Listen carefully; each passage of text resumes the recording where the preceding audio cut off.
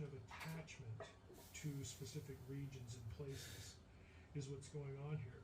So you get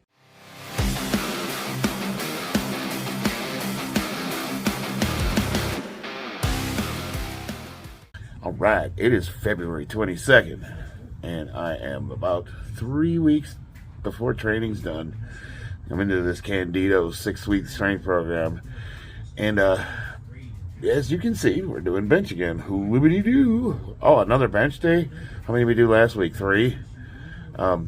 Today's working sets called for 325 pounds for 3 sets of 4 to 6 reps.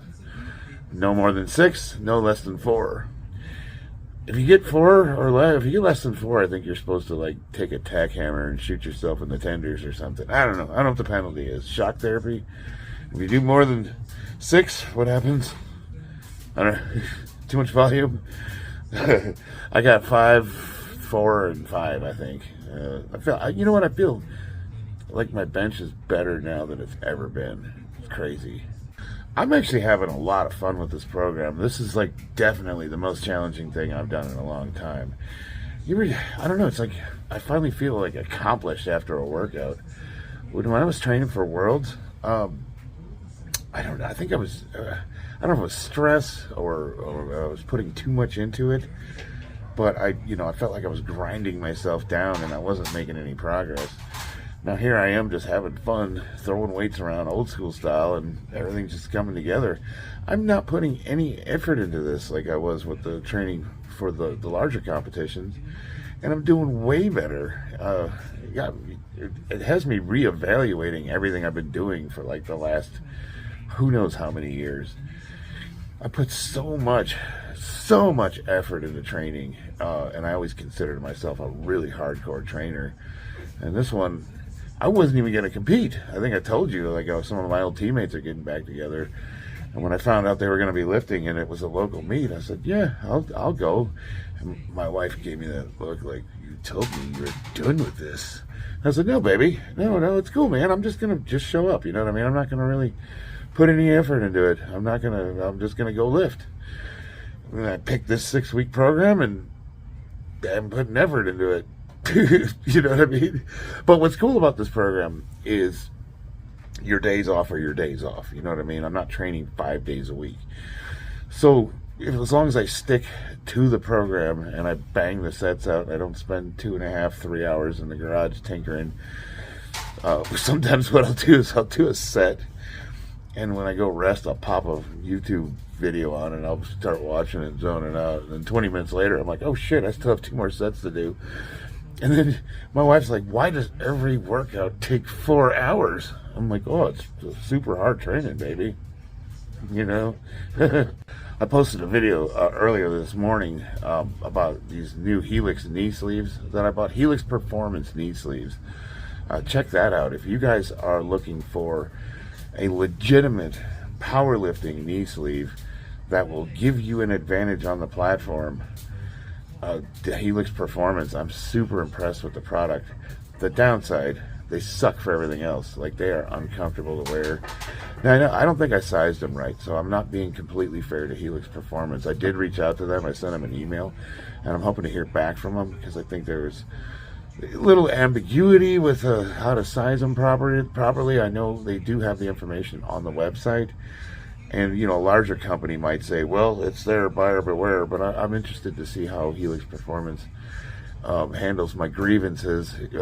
And to be fair, they posted the information and I bought the product. So it's on me as the consumer to make sure that I'm doing things right. But I kind of think I would like to try to exchange them for a larger size. And I'd just be interested to see how their customer service is. So after I hear back from them, I'm going to actually post a real review where I get under the squat bar and put some weight on, and we'll see how they really hold up.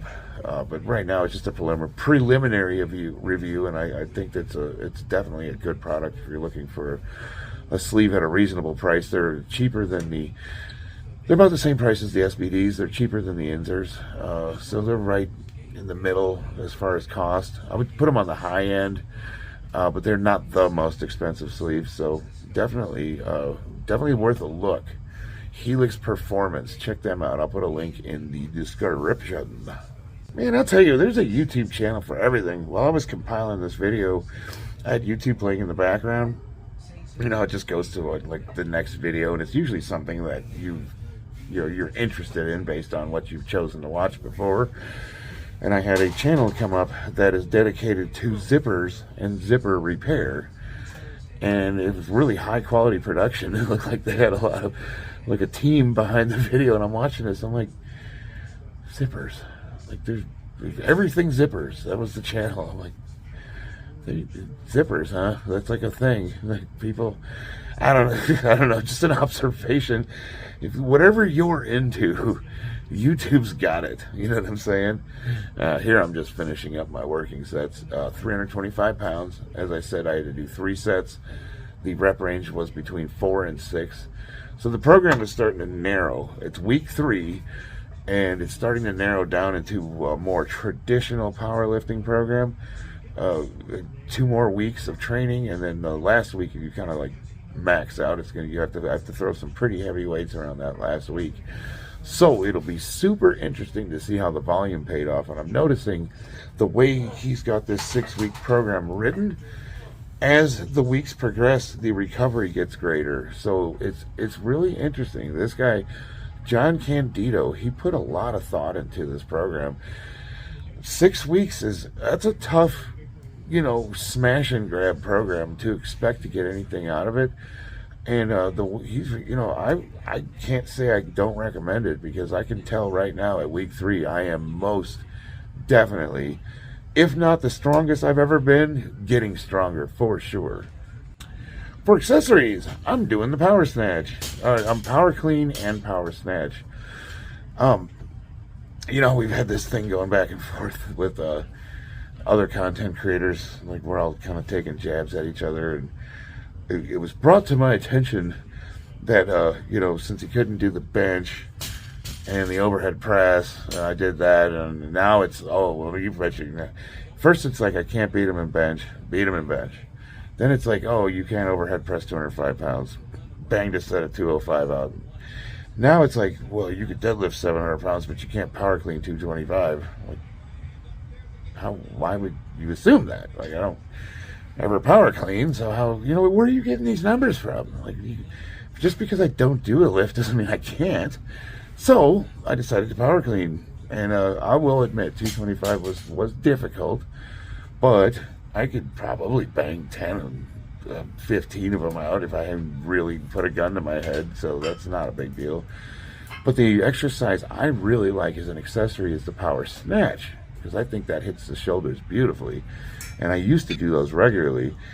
And if you're looking for a good shoulder movement that also translates to the other power lifts, the snatch is one that's, I think, often overlooked and really underrated. A little bit hard to master. The power snatch is fairly easy, but to actually do a proper ass to grass snatch, that's going to require some training. That's not something that most people are just going to be able to do.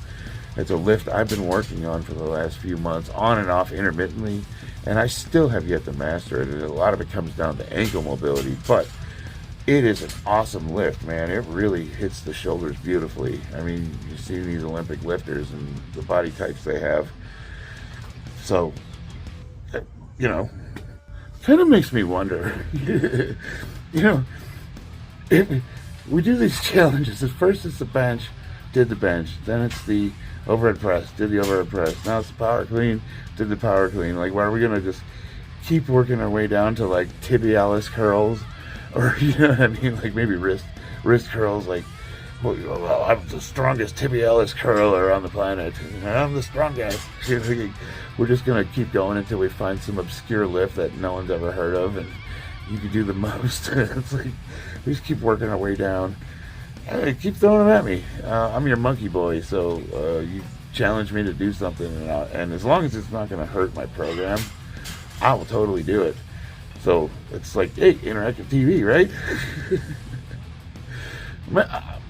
I'm having a good time with it. I don't know about you guys, but it's just kind of fun. Like, I don't know, man. I belong to these groups, and they kind of post when somebody's making videos about other people, and you can kind of just like, you watch them and you're just like, what the hell? And that's the big thing is like, that comes up a lot, is whether or not somebody can do a lift at a certain amount of weight, and it's usually pretty arbitrary, out of your butt stuff. So a lot of kind of what I've been doing for accessory work for the last week is when somebody calls me out and says I can't do a lift, I just do it.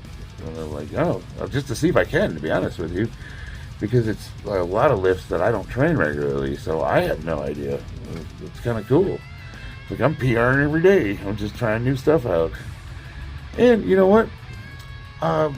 It's kind of evolving my program, because I'm realizing that there are certain lifts that we do regularly that is pretty staple to, or ubiquitous, we'll say, to people's program.